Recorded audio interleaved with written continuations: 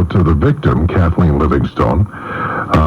Lindsay Jolivet's piece in the Gazette yesterday started to reveal a story that I just can't get over the amount of tragedy that this woman has dealt with throughout her life, coming to Canada from Scotland, and then losing a daughter in the Bluebird Cafe fire that goes back many years. Rick Lechner, CJAD reporter at the time, joins me. Rick, if you could just fill me in and all of us on some of the background of what happened then in that fire.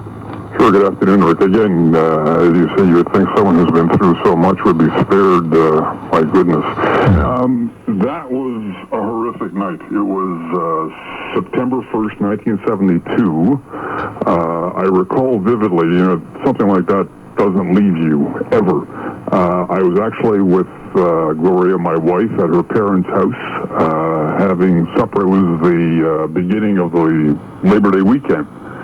And as always, I had my fire department scanner with me, and the calls started to come in for this fire in a club on Union. Bluebird used to be on Union, west side of Union, I recall, between just above what was then Dorchester, now René Levesque. And the calls were coming in so rapidly, I just left Gloria, took off, and went speeding downtown, and arrived quite quickly to see absolute chaos, Rick. The Bluebird, actually the fire was upstairs. It's commonly known as the Bluebird, but it was actually in a place, country and western bar called the Wagon Wheel. Yeah. And what had happened was the bouncer had evicted, as it later turned out, 3 young men who returned, I think it was just before 11 o'clock at night, and spread gasoline over the stairwell entrance, and unfortunately trapped a lot of people because rules and regulations weren't what they are today. There was really only, I think, a couple of ways out. One was through the kitchen window, and then through a washroom, but people couldn't make it. The thing is, the full extent of the disaster wasn't really known. There was so much chaos. This was in the days when Montreal police still had what I used to call in those days grab-and-run police ambulances.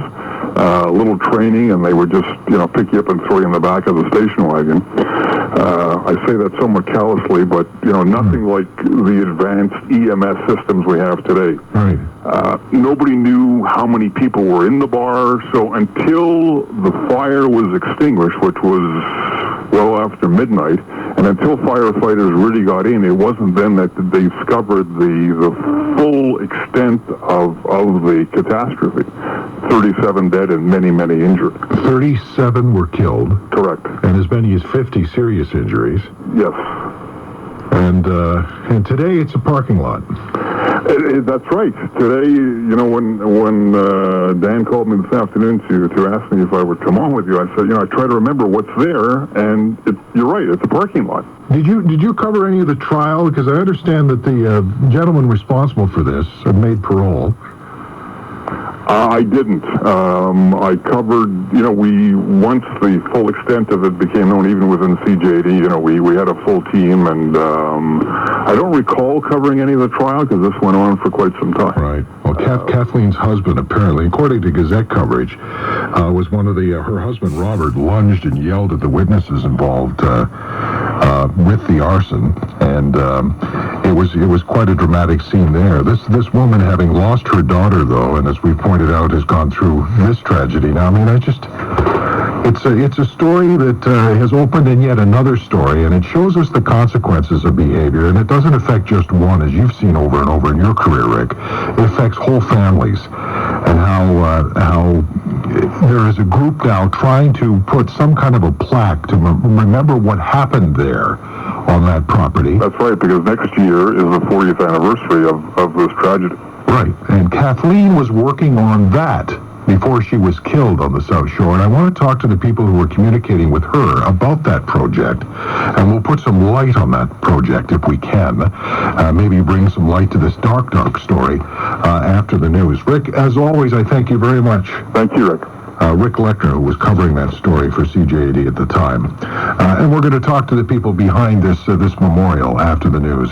Barry, what's coming up in sports? Well, the Hound on the South Shore was trying to get something done, and just maybe we can help that happen, and we'll have a discussion about that after the news. It's 5:30. Let's get the latest. Here's Luciano Papilla. Rick, Quebec's health minister. With Rick, and as you've been hearing in the news, the murder of Kathleen Livingstone on the South Shore. And the charge now, 58-year-old Alan Dennett, as you just heard, with second-degree murder and credit card theft, is one aspect of the story. Before her murder, Kathleen Livingstone was trying to get something done.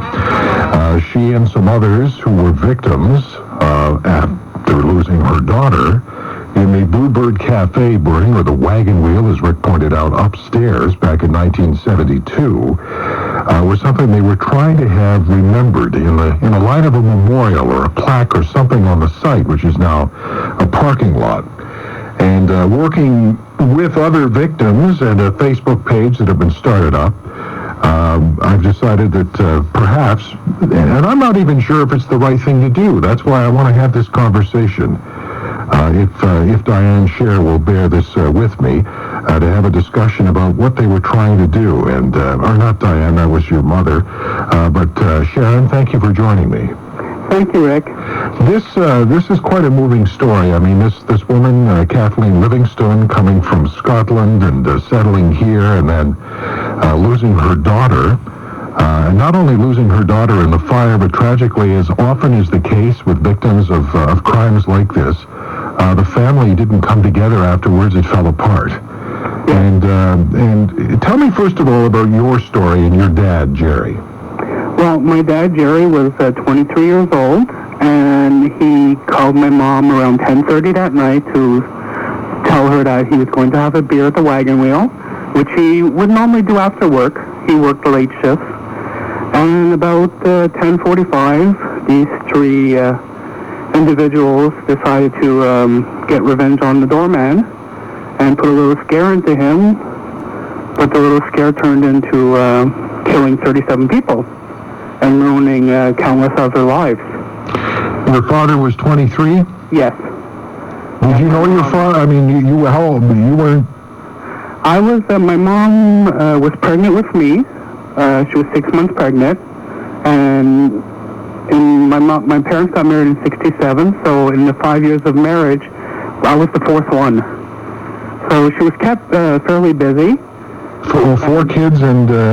Yeah, ranging from the age 5 to 1, and I was born 3 months later.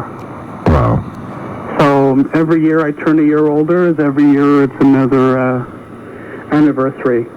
So you put together this petition online for a memorial for the Bluebird Cafe fire victims. You also have this Facebook site, yeah. and that's how you connected with Kathleen. And tell me about that. Well, I started the page remembering the Bluebird Cafe fire of 1972 back in October 2008, just to see if there was other families that were out there that felt the same way as I did. I was like, we didn't have any closure at all, neither with this murder, and I wanted to see, just reach out to the other families and see if, anybody else felt that way and just wanted to talk about it. And so I just started it on a whim, and next thing you know, it just took off. A lot of the people who are members on the Facebook page, there's 220 members on my page.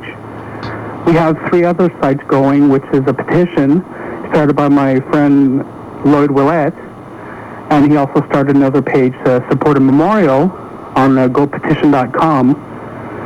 And a lot of the people that are members of our Facebook page are in their 60s, and a lot of them are the victims that were in the fire, who survived it, and who just want to get the stories out of their heads and talk to other people who experienced the loss or the devastation of this fire. Well, as I was reading Lindsay Jolivet's piece in the Gazette, you could see that with Kathleen, this had been with her a long time. She was just starting to be able to not cry, and if I read the story correctly about remembering and trying to get on with her life. She's estranged from her son, and apparently Robert, who is a member of your page by the looks of things. Mm-hmm. So it stays with people, and this kind of a thing affects more than just just the few. I mean, it's affecting so many, as you're pointing out. Is a memorial the right thing to do? Why do you want to do a memorial? What's going to happen with that? Well, first we're starting with a candlelight vigil on September 1st. We are going to have it at between 7 and 9 or 10 p.m. on the 1st of September. So we started that ball rolling. And we just, countless years after years, looking in on the news and seeing, is there going to be a mention about the Bluebird? And, somebody going to remember my dad or Marley Wittenen's sister-in-law, Kathleen, or even Linda. Is anybody going to remember these people besides us, the family? I mean, every year we hear about the Polytechnic tragedy, which I feel... And no tragedy is more tragic than another, right? Yeah, and it's just year after year. I mean, for me, it's a 40-year tragedy, and it's very devastating to my family. But I wonder if anybody else knows about this. It's a parking lot now. Yep. I've been by. I've taken pictures of the parking lot just to let it sink in on what it actually has transpired. I mean, to me, having a parking lot over this site is everybody forgetting about what happened on that site. So it's something you as a group would do, have it made. You'd need permission to mount it and to have it erected. We're starting to dig in to see who owns the parking lot and what can be done to have a memorial put on that site. The anniversary is coming up. Yes. You have these people here, and people. I mean, I want to link up, and I'll give people the option to perhaps join your petition, and maybe we could add to Kathleen's wishes. How involved was she? Well, me and Kathleen were emailing back and forth because she would talk about her daughter, and I would talk about my dad, just to let her know that she's not alone. And I got to letting her know that we were planning a candlelight vigil and that we wanted to get the memorial put up, and she was very into having that done. And she was talking to a lot of people about it, and exactly what was said on TV yesterday. I mean, she finally got to talking about her feelings and everything. She was very excited about the memorial, and we were going to meet up at the site on September 1st, but tragically we're not going to get to do that. The perpetrators of this, they've made parole. James O'Brien, I understand. Well, he made parole this year for another infraction. What actually happened is that Jill Eccles was given a manslaughter charge, just one count of manslaughter, and the two other guys, Mark Boutet and James O'Brien, were given one count of murder, even though 37 people died, so it should have been 37 counts of murder. And they are all three out on parole. As they served, because of our justice system, they served this less amount of time than they should have. Then I think Eccles served maybe 3 or 4 years, and he was out. Amazing. And the other two, they couldn't have served more than 10 years. At the very least, I think the memorial should be there, and I'm going to link up, and I would encourage people to sign the petition and see if they can help you get this done. Well, that would be great, because there's 37 other families and 56 other victims who are looking for this, just to let people know that no, we haven't forgotten, and these people are not forgotten. Well, Sharon, I think a lot more people now know the story today. Yeah. And I'm going to let you get back to your life and your day, and I hope this gets done, and certainly for Kathleen as well. Yeah. All right. Thank you, Sharon. Thank you. Sharon Scher, she has her Facebook page for this, and I'll throw it all up on my webpage at cjd.com, and something that Kathleen Livingston was working on before her murder. CJAD, time is 5:42.